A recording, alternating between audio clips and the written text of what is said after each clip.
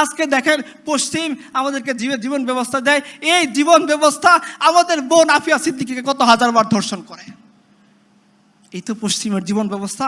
যান সেই পশ্চিমের সামনে মাথা টেকেন, আমরা আল্লাহর সামনে মাথা টেকাবো। আপনারা সেই জীবন ব্যবস্থা নিয়ে সন্তুষ্ট থাকেন যে জীবন ব্যবস্থা আমাদের বোন আফিয়া সিদ্দিকাকে কয়েক হাজারবার ধর্ষণ করে তাকে প্রস্তাব দিয়েছে। তার বোনের ঘটনা, আমি বানিয়ে কোনো কথা বলতেছি না।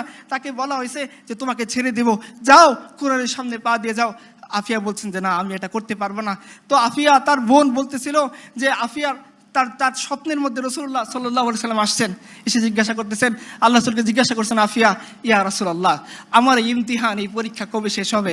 রাসূলুল্লাহ সাল্লাল্লাহু আলাইহি সাল্লাম বলছেন, এটা তোমার ইমতিহান না, এটা আমার উম্মতের পরীক্ষা। सितारों से आगे जहान और भी है, अभी इश्क के इम्तिहान और भी है, शाहीन है तू परवेज से काम तेरा, तेरे सामने आसमां और भी है। মুসলিম মা তিনি বলছিলেন, তখন যখন আমেরিকার ফৌজিরা তাকে জিজ্ঞাসা করে, তিনি একটা অভিমান করে কথা বলছেন যে আমি এভাবে কোরআনের উপর পা দিয়ে যাব না, আমাকে সারানোর জন্য মোহাম্মদ বিন কাসেম আসবে। প্রত্যেকদিন আমেরিকার সৈন্যরা তাকে জিজ্ঞাসা করে, মোহাম্মদ বিন কাসেম আসেনি?